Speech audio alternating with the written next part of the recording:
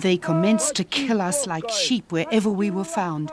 In the bush, on the Uko-Ohere, some of our people were eaten and others were thrown to the birds of heaven. We were terrified, fled to the bush, concealed ourselves in holes underground and in any place to escape our enemies. It was of no avail. We were discovered and killed, men, women and children, indiscriminately. The Moriori, defeated, enslaved and then their existence denied. Back in 1835, a Maori tribe from Taranaki descended on the beaches of the Chatham Islands with a view to conquer and rule, and they did. At the hands of the Tiatiawa tribe, the Moriori would face 3 decades of degradation, humiliation and eventual destruction. This Week Insight looks at the rediscovery of the Moriori and what it means in the current minefield of Treaty of Waitangi claims. How do you deal with the people who were on the Chathams before the Maori and who are the tangata whenua? The Kaukau and others attacked the Waitangi Morioris within their radius, killing men, women and children, and laid them all out on the sandy beach of Waitangi, in length over 1/4 mile. One Moriori survivor, Jeremiah Tau, said they were laid out touching one another, the parent and the child. Some of the women with stakes thrust into them were left to die in their misery. Nearly all the Morioris belonging to Waitangi were exterminated. My family were always aware of our Moriori-ness, if you like, because our grandfather was the last full-blooded Moriori. But we never really knew much about the culture other than what we believed the people were extinct. But in fact, that's not true because, I'm sitting here with you now, and I'm a Moriori descendant, and there aren't many pure-blooded Māori left in New Zealand. So the race, or the culture, not a race, is not extinct. There are at least 500 descendants of the Moriori. Maui Solomon is the grandson of Tommy Solomon, the last full-blooded Moriori. He died in 1933. At that time, it was said the Moriori, as a people, died with him. Here's what resident magistrate Ryan Holmes said at Tommy Solomon's funeral. Friends, we are gathered here today to pay our last tributes and respects to the memory of our departed friend, Tame Horomona Rehe, better known to all of us by the name Tommy Solomon.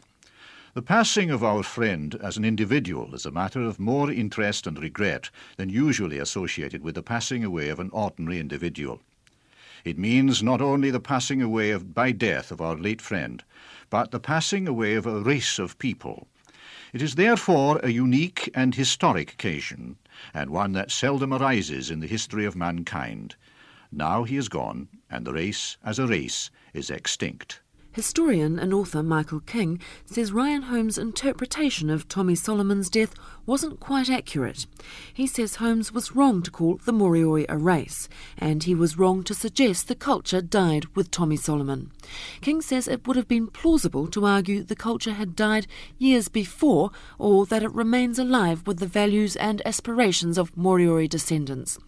It's through those very descendants that Michael King says he became persuaded to write the history of the Moriori. But he also says he shares the curiosity that many other New Zealanders have about the Moriori. It went right back to my primary school days when I was about 8 years old, and a radio technician from the Chatham Islands was sent down to the school by his aunt to show us some slides, and these included slides of the Moriori bark carvings and stone carvings, and this linked back to the things we had been told at school about the Moriori being a mysterious race and being here before the Maori and nobody supposedly knowing where they came from. So I was aware of the topic that early, and then in later years when I began work as a journalist, I used to keep clippings on the subject and some of the more bizarre letters to the editor, and from time to time I wrote features for newspapers and magazines talking about the myths having been disproved, but none of this ever made any noticeable dent on public opinion. And the proof of just how interested New Zealanders are in the Moriori is borne out with sales of King's book. While the publisher's coy about exactly how many books have been sold, he says they've all gone from the company warehouse, and the printers in Hong Kong have been urgently cabled to start a second press. This story is heading to be the most talked about book this summer. It's also a book which fellow writer Carl Stead says is already creating some interesting responses among literary critics. It's because of, I think, a certain embarrassment among people who are especially interested in New Zealand's past, in fully acknowledging what the Maoris did to the Moriori. And I noticed that especially in a review in The Listener, which seemed to slide over the central point of the book, which is that the Moriori were in effect wiped out by a Maori tribe who colonised the Chatham Islands in 1835. It's a brutal fact of our history which I think has to be faced up to, has to be acknowledged, and that's the story which is essentially the story that Michael King tells. And already I'm noticing reviews which, while being very sympathetic to the Moriori and saying that injustices have been done to them and that they have been maligned and treated as inferior when, this is plainly unjust, they don't actually direct themselves to the question of how this came about. So, how did this come about? Who were the Moriori? What were they doing on the remote Chatham Islands? And what exactly happened to them?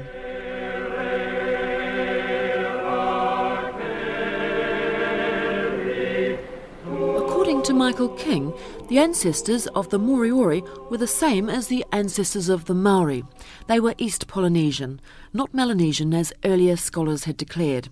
King says from East Polynesia, as with the Maori, they migrated to New Zealand, and from there, sometime between the 9th and 16th centuries, to the Chathams. They called their islands Rekohu. While the Moriori may have shared common ancestors with the Maori, their isolation on Rekohu meant they developed a different culture, a culture that would prove to be fatal to them. It involved following the Code of Nunuku, a code of pacifism where fighting to the death was forbidden and cannibalism outlawed. In 1835, their peace and way of life was about to be shattered forever. Leaders of the Taranaki-based Te Atiawa tribe were meeting to plan the invasion of Rekohu. By that year, the Moriori had had contact with Europeans for at least 30 years, a contact which on the whole had been benign. However, the meeting with the Taranaki Maori would be a very different story. In November 1835, 900 Maori men, women and children set sail from Wellington. A couple of weeks later, they arrived in the Chathams. These Te Atiawa invaders didn't waste time putting their claim over the island, and after a few days' rest began to take possession of parts of the Chathams through a process known as walking the land. The Moriori's initial sense of unease turned to fear as parties of armed warriors walked through Moriori villages without warning, permission or greeting. They informed the Morioris that their land was taken and they were now vassals. Despite this aggression and the urging of younger members, Moriori chiefs remained adamant they would not break the Code of Nunuku. They decided instead they'd hold out an olive branch to the Maori invaders and would offer to share the resources of Rekohu. It was then that the slaughter began. Around 300 Moriori were killed outright, about a fifth to sixth of the population. Later, more than 1,300 were documented as having died from despair. The Moriori became slaves, bought, sold and slaughtered at the whim of their Maori owners. That era was the beginning of the end for the Moriori people. They commenced to kill us like sheep wherever we were found. In the bush, on the uka ohere, some of our people were eaten and others were thrown to the birds of heaven. All this happened in 1835, 5 years before the signing of the Treaty of Waitangi. It's a story that comes at a particularly sensitive time when Maori issues are enmeshed in legal battles over claims because of the treaty. But the man who made the story a talking point this year says any reservations he may have had about writing this book didn't concern any likely bad press for the Maori cause. Well, I was not unaware of that, but my major reservation, in fact, was whether or not Moriori descendants wanted me to write it. And I spent the first 2 or 3 months finding out from them, A, whether or not they wanted the book done, and B, whether or not they wanted me to do it. As for Maori reservations, that really hasn't bothered me too much, because I've primarily focused on the Moriori. I'm not writing a book about mainland Maori or even largely about Chatham Island Te Ātiawa Maori. Of course they come into the story, and they come into the story in some crucial chapters, but the focus is not upon them. The second thing is that I feel that the job of the historian is to try and explain to people what has happened in the past and why things have happened, and not to be a propagandist for anybody. And therefore, whether people thought the book was going to be pro-Maori or anti-Maori didn't bother me. The only thing I've been concerned about is that it's pro-history. But the story of the Moriori has moved out of the pages of history and suddenly become a cause for the present. There's now a group of Moriori descendants who are alive and well. Not only that, they say they're the real tangata whenua of the Chatham Islands, and this time they'll fight.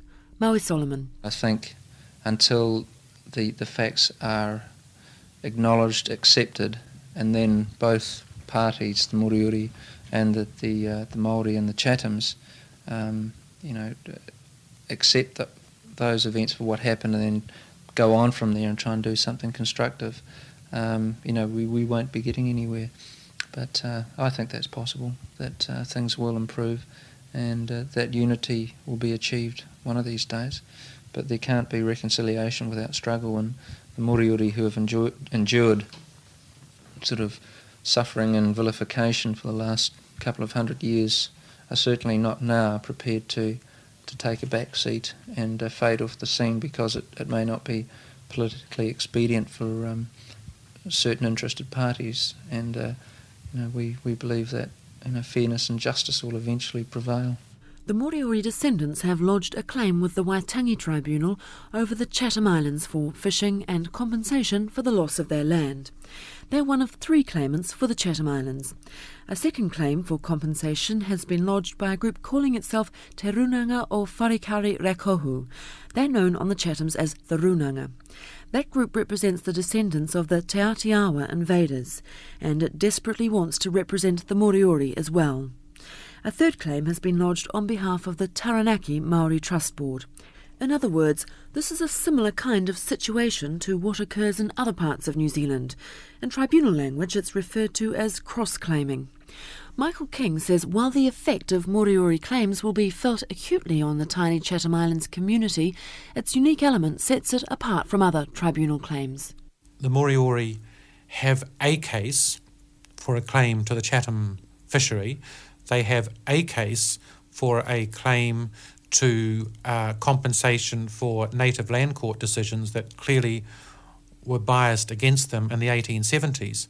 Now, what is interesting about these claims is that they can't be looked at in quite the same light as Maori claims. Indeed, there may be Maori cross-claims against these Moriori claims. So all this is by way of emphasising that the ethnic ingredients on the Chathams are quite unique, whereas on the mainland we are largely talking about Maori Pākehā factors. On the Chathams you're still talking about Maori, Moriori and Pākehā. The Governor-General, Sir Paul Reeves, is himself Te Ātiawa. He's already spoken out about the history, and he says we now have a vehicle in the Waitangi Tribunal to help rectify this past for the Moriori.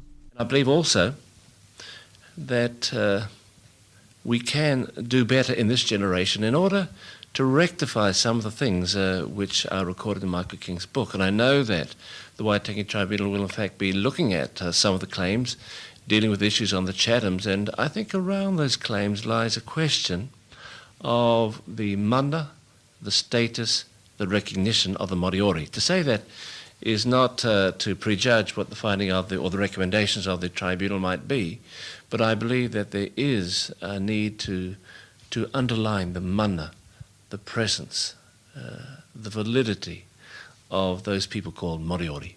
So what exactly is the Moriori seeking compensation from the Crown for? While it was the Maori invaders they lost their land to in 1835, 35 years after that, in 1870, a series of decisions made by the New Zealand court formalised those Moriori land losses. The Moriori had placed their faith in these court sittings, but once again they were at a disadvantage. Many of the Taranaki Maori, who by that stage had returned to New Zealand, came back to secure the land, and therefore their leaseholds. They had already fought cases in Taranaki, so had a clear advantage in the courtroom system. Some of the evidence went like this. I claim this land on account of my long residence on it, and having taken possession of the island. How was it that you took possession of the island? By the power of my arm I took possession. I believe it was the year 1836. Did you find any inhabitants on the island? I came and found this place inhabited and took possession. When we took it, we took their mana from them, and from that time to this I have occupied the land. Did you attack or make war on them on your arrival? We caught them, and we made them submit to our will. On the other hand, the Moriori told the court they were the rightful owner because of the way the land had been taken from them. I live and belong to Waitangi. I claim these lands through my ancestors. The Māori landed at Whangaroa and took possession of all the land from thence to Waitangi. At this time they commenced to kill the Morioris. They ran away, and those who went to a settlement were killed. But in the end, the stunned Moriori were to hear a series of judgments which, as Michael King says, seems to have rewarded the Maori for their treatment of the Moriori. The court is of the opinion that we, Ngaira Pomare, and his co-claimants have clearly shown that the original inhabitants of these islands were conquered by them, and the lands were taken possession of by force of arms, and the Moriori people were made subject to their rule, and also that they maintained their conquest by actual occupation, without having subsequently given up any part of the estate to the original owners. They, the New Zealanders, having only given sufficient land to the Morioris to cultivate for their support. We, Ngaira Pomare, and the Ngati Mutunga tribe, are the rightful owners of this block according to native custom. In the end, the 1870 court awarded the Maori tribes 97% of the Chatham Islands, and the Moriori ended up with 3%. Today, it's this ruling that the Moriori claims was unjust, and that's why the descendants are seeking compensation from the Crown. We would like to establish a Moriori marae because it seems to me that it's appropriate that the indigenous people of the island have a place where they can welcome visitors and guests on the island. We just want to develop our cultural aspirations and objectives on the island, which will captivate and interest tourists and visitors to the place. Maui Solomon says any benefits the Moriori win through the Waitangi Tribunal or legal claims will be shared with all Chatham Islanders. He doesn't believe the resources in a community such as the Chathams should simply be given to select people today. And according to the Governor-General, Sir Paul Reeves, there are many such questions concerning claims over the islands. Who are the tangata whenua on the Chathams? What is the relevance of the treaty itself to the Chathams? And what's the relationship of those sorts of questions to the whole issue of resource ownership and management? In other words, much of the fishing stock of our country are in the coastal waters in and around the Chathams. Who are the people who should be receiving the benefit of those? And in the past, of course, basically the benefit has gone to people who have not lived on the Chathams. Now, I would hope that whatever be the outcome of all these questions, that what we will arrive at is a unified group of people on the Chathams. I don't believe there's any future in trying to divide and cover up a group of less than 1,000 people living on the Chathams. They've got to find the unity. But the unity, I think, comes through justice and through truth and through reconciliation and through honesty. Maui Solomon's cousin is Tommy Solomon III. He's remained on the Chathams and now runs the family farm at Owanga.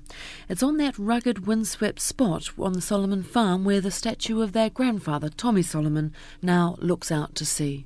Well, they had a reunion in Temuka years ago, and they formed a committee out of it in which they named it the Solomon Trust. And out of that meeting, they decided to build a statue and put it on Manukau. And here he is. He's been here 5 years this year. And now we're working on doing our cultures, trying to get a linguist to translate the language, and we're working on that now. Our society's working on that now. While the Solomons say their main objective is the recognition for the Moriori, they're very clear they want to make a claim on behalf of the Moriori people for compensation for lost land. More important, however, is the claim for fishing. That industry is the backbone of the Chatham Islands. It's an industry that Chatham Islanders say generates for New Zealand $60 million in export receivables. That's why any claim for Chatham Islands fishing could be worth a great deal to any party able to convince the government that the Chathams were their traditional fishing grounds. So the jostling for positions has begun. 3 claimants have so far lined up at the starting gate in the race for one of the country's richest fishing grounds. What the Morioris want is that recognition, and then justice for all the residents of Rekohu, not just for the Moriori. Pat Priest has lived on the Chatham Islands for 22 years and has brought up 6 children on the islands. Her husband, Charlie, can trace his ancestry back to the Moriori. But like most Moriori on the island, he can also lay claim to being Maori. However, it's Pat Priest who has become secretary of the Moriori Incorporated Society. That's a group set up on the Chathams to fight for Moriori claims. The claim has in part grown up through a sense of Chatham Island nationalism. Moriori descendants say any claims they win will be shared among all Chatham Islanders. After all, they point out the Maori arrived 40 years after the first Europeans. They say the island's geographical isolation and the tiny close-knit community means it's only fair all islanders get a share of any government handouts going their way. Chatham Islanders have always regarded themselves as a tight, supportive community, different and remote from mainland New Zealand. It's an island community which, until recently, has always put up a united front against the rest of New Zealand, from disputes over taxes and fishing quotas through to postage rates. But this year's Waitangi Tribunal claim is driving a wedge through the community.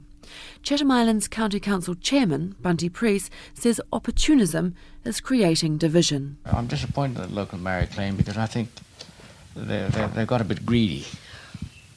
They know if we all stuck together and said, look, this is for everybody, and we fight and make put the fish back into a pool, have an independent chairman there looking after it, representatives from Maoris, Moors, Europeans who sit down in a committee, have an independent chairman, a retired judge or something like that, would sit there and say, well, yes, okay, if you want to go fishing, if you're a fisherman, you lease a part of that. You contribute a part of the resource back to the island, to the local body or whatever. What's happening now, they make their money and go and live in New Zealand or take the money away. Now, no island will survive like that. What's happened on the island is that the Moriori Society has broken away from the Runanga, or Maori tribal claimants. That, of course, will cause more than a few headaches for the Runanga, trying to justify a claim to the tribunal. The Runanga's chairman is Roger Priest. Ironically, he's Charlie Priest's brother and the nephew of Bunty Priest. Roger Priest wouldn't be interviewed about this domestic dispute, saying he didn't want their dirty washing to be aired in public. But he was also unable to say exactly what the Runanga's tribal claim was based on, except to say, grievances, the same sort as on the mainland. But the Runanga's likely to have a tougher job proving grievances if it's not allowed to represent the Moriori as well. In spite of that, historian Michael King thinks they could still have a case for compensation.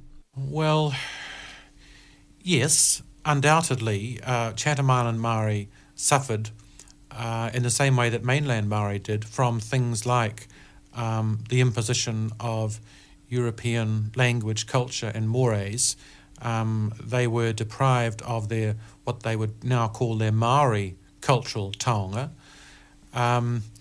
They don't seem to have such a clear claim for compensation arising out of land matters because they've been well advantaged in that. I suppose the other area in which they've been disadvantaged is simply in the fact that the Chatham Islands have had a bad deal from New Zealand governments all the way through, from the time the first resident magistrate was sent there in 1856.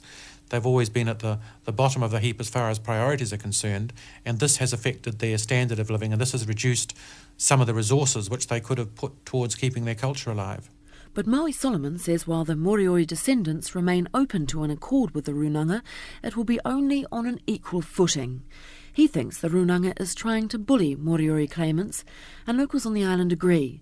They say the Runanga is controlled by a couple of families who make all the rules and change them according to what's convenient.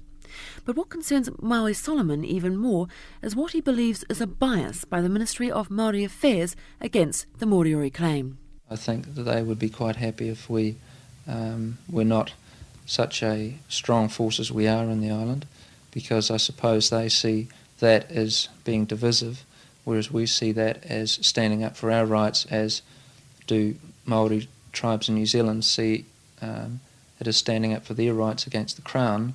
The Moriori will stand up for their rights against the Tauiwi tribes in the island, and it is certainly most unusual that the ministry would be supporting Tauiwi tribes ahead of tangata whenua. Why wouldn't they want to support your case?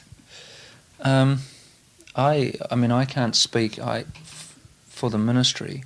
All I know is what I know, and that is essentially that they have been providing resource and support for the Wharakoti Runanga down on the island, and we have requested similar support and resources for the Moriori, and they have basically, their position is that unless we become part of the Wharakoti movement, and they have been negotiating with them in terms of recognising their status as the interim iwi authority, then we miss out entirely. So, and I think that by doing that, they are, being culturally insensitive to the needs of the Moriori people.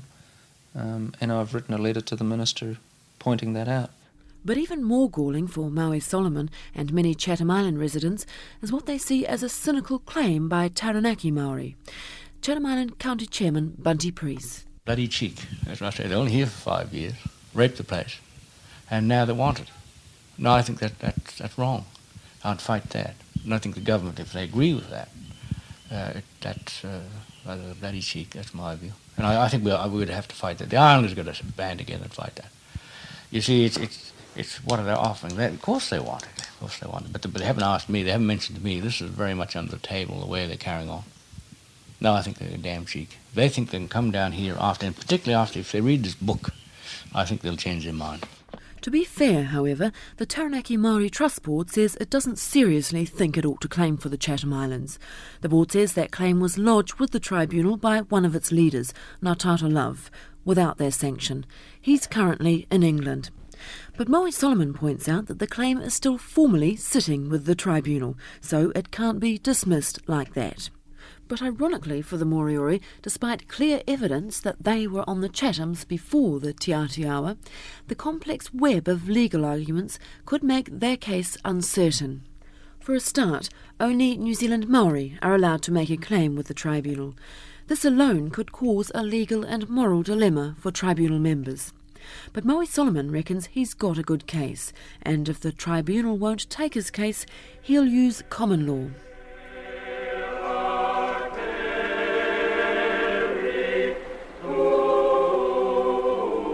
But whatever happens in the courts and in tribunal hearings, the rediscovery of the Moriori will create a debate over the way we view our history. Michael King. My approach to the whole thing really is the one that Sir Paul Reeves articulated at the launching of the book. He quoted the Waitangi Tribunal as saying, before we can begin to understand the present or heal the sores of the past, we have to know what actually happened. And it was in this spirit that I've written about the Atiawa part of the story, and I think it's in that spirit that most Maori people have accepted that part of the story. I think the ones who find it difficult to accept are a section of Pākehā opinion who believe that Maori can do no wrong and have never done anything for which they might be criticised, and they don't quite know how to cope with a chunk of history in which the Maori is not seen in as good a light as the other protagonist, namely the Moriori. Karlstead. It's particularly an embarrassment to people who are committed to the idea of historical responsibility and that Pākehā should, modern-day Pākehā should accept a load of responsibility for what their forebears did to the Maori. You either say, yes, people must shoulder a burden of guilt and historical responsibility, in which case the Maoris equally have their share of guilt and responsibility, or you say, as I tend to do, that to try and do that is unrealistic, that we can't shoulder the full responsibilities for what our forebears did going back centuries. We have to begin from now, however unfortunate the past may be. In some sense, the past is always unfortunate. Michael King. Overall feeling I'm left with after writing this book is that no race and no culture has a monopoly on virtue or vice. That, to me, is not the message of this book, but it's one of the lessons that I take from it personally after writing it. Machu motorere, Machu aha, Machu takoto, Machu aha, Machu kata, Machu aha, Machu kangafa, Machu aha.